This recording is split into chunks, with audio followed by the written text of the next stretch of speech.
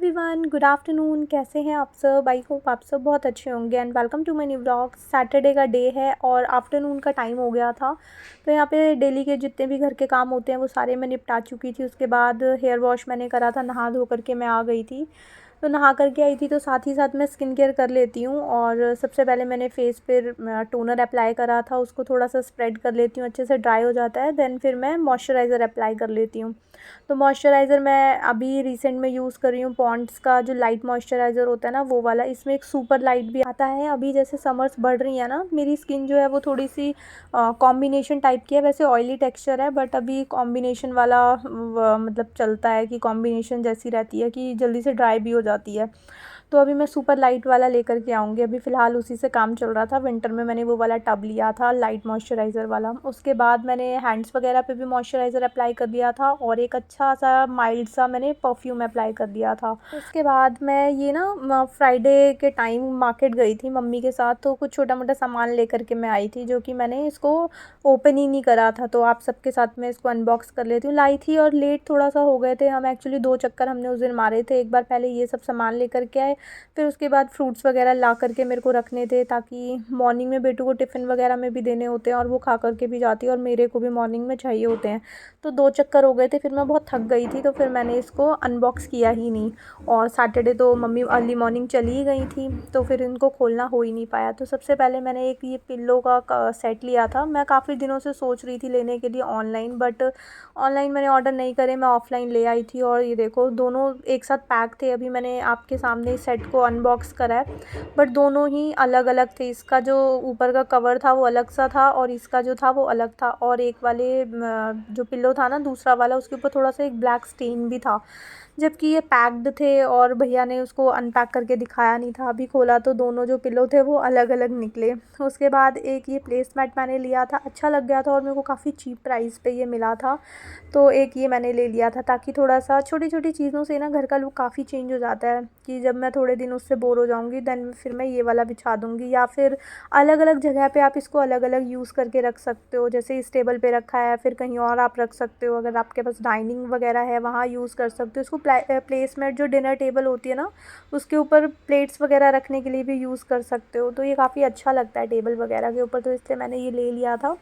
बहुत ज़्यादा ऑप्शंस तो नहीं थे तो उन सब में मेरे को यही पसंद आया था तो मैंने ये ले लिया था। और उसके बाद ये कुछ और छोटी मोटी चीज़ें मैं लेकर के आई थी जो कि बेटू ही आपको पास में आकर के दिखा रही है।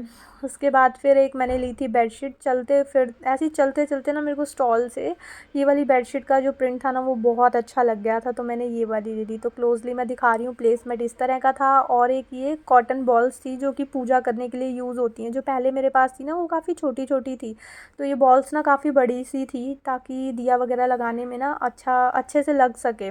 तो वो कॉटन बॉल्स मैंने ले ली थी। और एक ये स्टील का स्ट्रॉ लिया था और साथ में एक उसके ब्रश था। और एक मैंने टिंट वाला ग्लॉस लिया था जो जिसकी क्वालिटी काफ़ी अच्छी है।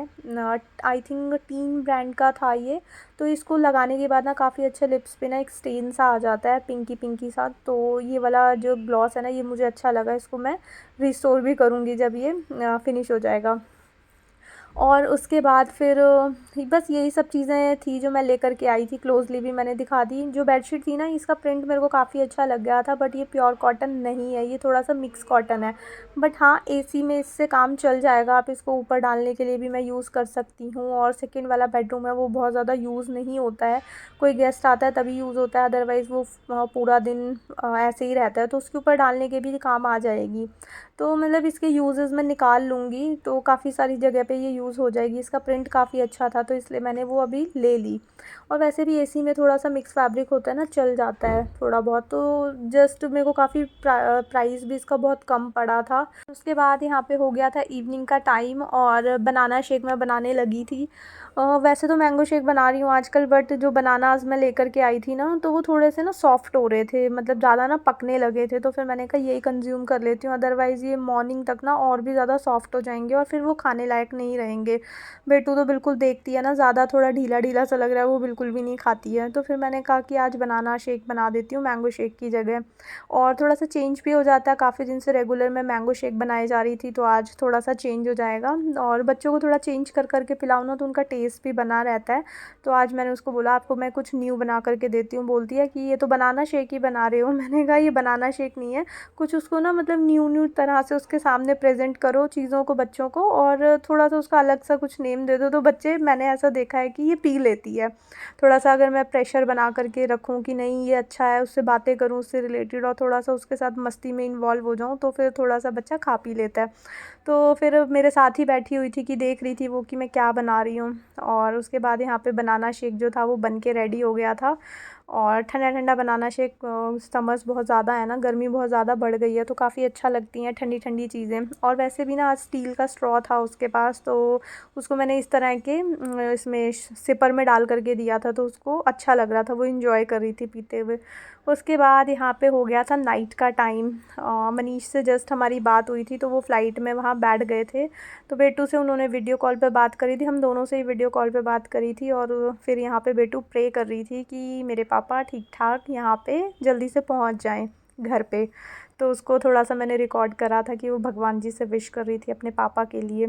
और इसके बाद यहाँ पे बेटू सो गई थी, और यहाँ पे 3:30 पौने 4 का टाइम हो गया था, और मेरे को बिल्कुल भी नींद नहीं आ रही थी कि उनकी फ़्लाइट कब लैंड होगी। और उनके फ़ोन में ना बैटरी भी लो थी।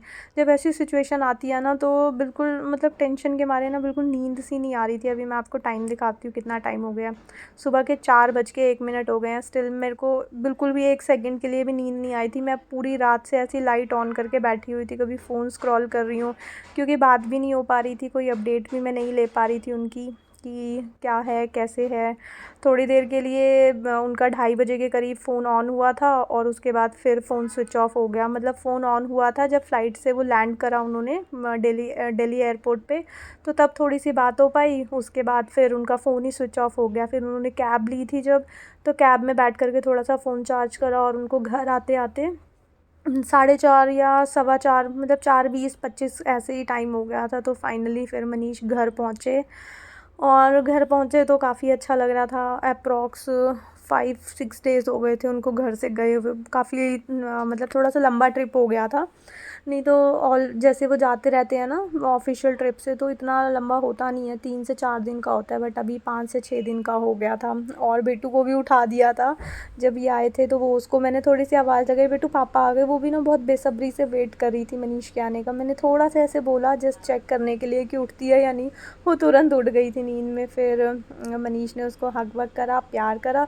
और उसके बाद मैंने काफ़ी मना करा कि ये सब आप सुबह खोल लेना, बट उन्होंने फिर अपना बैग खोल दिया, जो जो चीज़ें वो लेकर के आए थे ना, फिर उन्होंने वो सारी चीज़ें हमको दी। बेटू के लिए ये गिफ्ट लेकर के आए थे, मतलब जो उसको चाहिए था ना वो लेकर के आए थे। उन्होंने वीडियो कॉल पे ही उसको पसंद करवाया था कि क्या चाहिए, और मतलब पूरा दिन उन्होंने ये सब शॉपिंग करने में ही निकाला था। एक एक चीज़ को वो वीडियो कॉल पे दिखा दिखा करके ले रहे थे, और बेटू को कभी कुछ पसंद नहीं आ रहा था, कभी कुछ पसंद नहीं आ रहा था। तो फाइनली मैंने ऑप्शन दिया कि इसको ना मेकअप सेट और ये नेल आर्ट वाली चीज़ें होती हैं ना गर्ल्स को, वो बहुत पसंद आती हैं।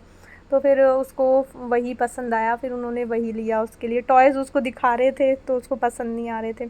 और उसके बाद मेरे लिए इतनी सारी चीज़ें लेकर के आए थे कि मैं यहाँ गुस्सा कर रही थी। मैंने कहा इतनी दूर से ये सब, मतलब होता है ना कि हमारी करेंसी और यहाँ की करेंसी में मतलब डिफरेंस है, 2.5 गुना ज़्यादा है, वहाँ की करेंसी महंगी है मतलब इंडिया से।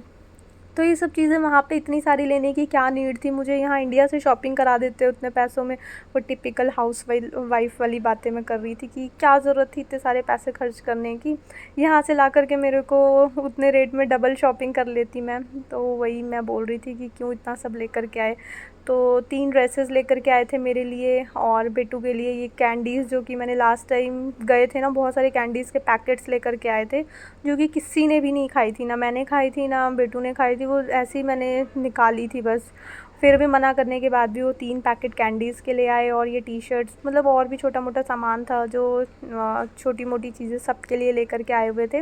वो मैं बाद में क्लोज़अप दिखाऊंगी कि क्या क्या लेकर के आए थे। तो फ़िलहाल अभी सुबह के ना 4:30 आए थे, पौने 5 या 5 बज गए थे ये सब हमको करते करते, और पूरी रात से हम जागे हुए थे, वो भी जागे हुए थे। वो तो उनका चेकआउट तो मॉर्निंग में ही हुआ था, तो मॉर्निंग से ही वो पहले शॉपिंग वॉपिंग कर रहे थे, उसके बाद फिर एयरपोर्ट पे थे, फिर फ़्लाइट ली, फिर यहाँ आए। मतलब उनका भी फुल सुबह से ही वो कल जागे हुए थे, और पूरा दिन पूरी रात उन्होंने भी जाग कर के ही काटी हुई थी। तो जो भी चीज़ें थी सब उन्होंने निकाली और ये देखो वहाँ पे मनीष को जो वो ऑफिशियल ट्रिप से गए थे तो उनको जो अवार्ड मिला था, ये है उनकी ट्रॉफ़ी जो कि गलती से एक्सचेंज हो गई थी। मतलब सेम ट्रॉफ़ीज़ ना काफ़ी लोगों को जो क्वालिफाइड थे उनको मिली थी, तो उनकी ना उनके कलीग के साथ ना एक्सचेंज हो गई थी। तो मैं वही कह रही थी कि इस पे आपका नेम तो नहीं है, तो वो ट्रॉफ़ी गलती से एक्सचेंज हो गई, जो कि अब वो ऑफिस जाएंगे तो फिर अपनी वाली ले लेंगे और उसकी जो हमारे पास आई है गलती से वो उसको रिटर्न कर देंगे। तो बस यही सब चीज़ें थी, बाकी बैग वैग पैक करा क्योंकि बहुत ज़्यादा थकान हो रही थी। मतलब थकान हो रही थी लेकिन आँखों में ना मेरे बिल्कुल नींद नहीं आ रही थी। इधर मैं बैठ रही थी, उठ रही थी और लाइट भी मैं पूरी रात से ऑन करके बैठी हुई थी। बिल्कुल नींद आने का नाम ही नहीं ले रही थी। एक बस ये हो रहा था कि मतलब एक होता है ना बात करते रहो तो थोड़ा एक वैसा सा रहता है कि हाँ बातचीत हो रही है, बट बात भी नहीं हो रही थी तो मेरे को नींद नहीं आ रही थी बिल्कुल। उसके बाद भी इन लोगों के लिए सुबह हो चुकी थी, सब रिफ़्रेश हो चुके थे, इनको सोने का भी कुछ लग नहीं रहा था दूर दूर तक। वो अपना टॉय सेट लेकर के बैठ गई और ये कैंडी वैंडी खोल करके बैठ गए खाने पीने के लिए। उसके बाद 6 बजे जा कर के हम थोड़ी देर के लिए सोए थे। 4 साढ़े 4 बजे तक मनीष आए थे, तो हाँ 6 बज गई थी हमको सुबह सोते सोते। बैठे थे, गप्पे शप्पे कर रहे थे थोड़ी सी। फिर उसके बाद उठी थी मैं 10:30 बजे के आसपास उठी थी। उठी भी नहीं थी, थोड़ा ना सोसाइटी में हमारे आज मीटिंग थी तो बेल बजी थी, मतलब उठाया था हमें आकर के। तो मनीष उठते ही चले गए थे, उन्होंने हाथ मुँह भी नहीं धोया था। जैसे ही सोए हुए थे ना बस टी-शर्ट पहन करके वो चले गए थे नीचे और मैं आ गई थी सीधा पीछे बालकनी में। मैंने प्लांट्स को पानी वानी दिया। गर्मी इतनी ज़्यादा हो गई है ना, मतलब प्लांट्स का हालत ख़राब हो गई है। नॉर्मली सभी प्लांट्स की हालत ख़राब है, बट मेरे साथ प्रॉब्लम ये है कि मेरा बैक बालकनी में ये प्लांट्स वगैरह रखे हुए हैं और बैक बालकनी में हर बंदे के ना एक ही एक बालकनी में दो दो एसी लगे हुए हैं। सारी गर्म हवा जो होती है ना वो सारी हमारे मेरे प्लांट्स के ऊपर लगती है, तो उनका सर्वाइवल ना बहुत टफ़ होता जा रहा है। एक तो गर्मी, ऊपर से गर्म हवा एसी की जो आ रही है ना वो प्लांट्स को बहुत ज़्यादा मतलब परेशानी हो रही है। बट पानी वानी मैं दे करके आ गई थी। थोड़े से ना हार्डी प्लांट है, जैसे मनी प्लांट होता है वो बहुत जल्दी से मतलब सर्वाइव करता है, बहुत जल्दी से ख़राब नहीं होता, तो वो थोड़ा सा चल रहा है। और स्नेक प्लांट भी थोड़ा हार्डी प्लांट होता है, तो इसलिए ये वाले तो सर्वाइव कर पा रहे हैं। अदरवाइज़ तुलसी जब मैंने लगाई थी तो तुलसी तो यहाँ पे बिल्कुल नहीं चल पाई थी, क्योंकि एसी की डायरेक्ट गर्म हवा जो है वो प्लांट्स के ऊपर आती है। उसके बाद फिर पानी वानी दे कर के मैं आई थी किचन में। आज तो पराठे बनते थे, बहुत दिन हो गए थे पराठे नहीं खाए थे किसी ने आलू के तो आलू के पराठे मैंने बनाए। आलू की सब्ज़ी मैंने बनाई थी, बट आलू के पराठे उस दिन शायद नहीं बने थे, और इतने दिन के बाद घर आए थे तो आज आलू के पराठे तो बनने ही थी। संडे को मोस्टली वैसे भी बनते हैं, और आज तो फिर काफ़ी दिन का गैप भी हो गया था तो आज आलू के पराठे ही बनने थे। तो आलू बॉईल करने के लिए रख दिए थे मैंने, आटा वगैरह लगा दिया था, और फ्रिज से फिर जो मॉर्निंग में फ्रूट्स वगैरह कट करने होते हैं तो फ्रूट्स मैंने निकाल लिए थे। अभी ना बहुत ज़्यादा गर्म मतलब निकाल करके मैं फ्रूट्स को बाहर नहीं रखती हूँ, क्योंकि थोड़े ठंडे ठंडे अच्छे लगते हैं। और ये मेलन्स वगैरह होते हैं ना, ये तो गर्म अच्छे भी नहीं लगते, टेस्ट ही नहीं आता, मीठे ही नहीं लगते हैं। तो उसी टाइम मैं थोड़ा सा निकाल लेती हूँ, जब तक मैं ये कटिंग वटिंग का काम करती हूँ तब तक थोड़े वैसे ही नॉर्मल टेम्परेचर पे वो आ जाते हैं। तो सुबह ना कटिंग का, चॉपिंग का मेरे पास इतना काम हो जाता है, मतलब एक पूरा पॉली ना भर जाती है कि ये सारे पील्स वगैरह की। सब्ज़ी के लिए सब्ज़ी के पील्स वगैरह होते हैं, जो प्यूरी वगैरह बनती है प्याज वगैरह के, और उसके बाद फ्रूट्स के इतने सारे पील्स हो जाते हैं कि पूरी पन्नी भर जाती है। सुबह सुबह ना छीलने काटने का बहुत काम होता है मेरा। सबके लिए फ्रूट्स वगैरह कट करने होते हैं, बेटू के लिए टिफ़िन में पैक करने होते हैं, यहाँ के लिए कट करने होते हैं, और अपने लिए भी बहुत सारे मेरे को प्लेट भर के कट करनी होती है। और यहाँ पे देखो बेटू अपने सर पे बास्केट लेकर के घूम रही थी। मैंने उसको बोला उसके अंदर स्टिकीनेस हो सकती है, क्योंकि उसके अंदर फ्रूट्स पड़े हुए थे, तो फिर वो अपना जो बाल है ना मतलब सर से ऐसे साफ़ कर रही थी कि हट जाए जो अगर गंदा हुआ है तो। फिर बस मैं यहाँ पे अपने लिए सबके लिए मतलब मनीष तो मॉर्निंग में टी पीते हैं, अभी वो नीचे गए हुए थे, तो मैंने कहा तब तक मैं हमारे लिए जो फ्रूट्स वगैरह हैं वो कट कर लेती हूँ, हम खा लेते हैं, जब वो आएंगे तो फिर उनके लिए टी बनने के लिए रखूँगी। मतलब पूरे दिन रात से जागे हुए थे, बट फिर मीटिंग थी जो कि थोड़ा अर्जेंट थी, वो करना, ज्वाइन करना। तो पहले कॉल वगैरह भी आई थी, तो उन्होंने बोला आता हूँ, तो नींद में थे वो, गए नहीं तो फिर डोरबेल आकर के बजाई थी।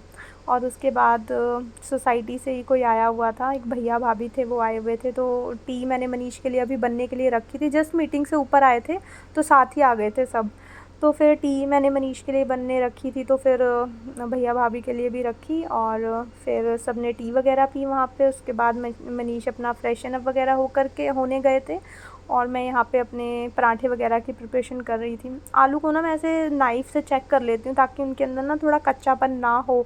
वैसे तो मेरे को एक कमेंट में किसी ने बताया भी था, आप सबसे भी ना बहुत कुछ मुझे सीखने को मिलता है। जैसे अगर मैं जो भी कर रही हूँ उसमें आपको कुछ भी लगता है कि हाँ ये इससे बेटर हो सकता है, तो आप भी सजेशन वगैरह देते हो ना, तो मुझे बहुत अच्छा लगता है।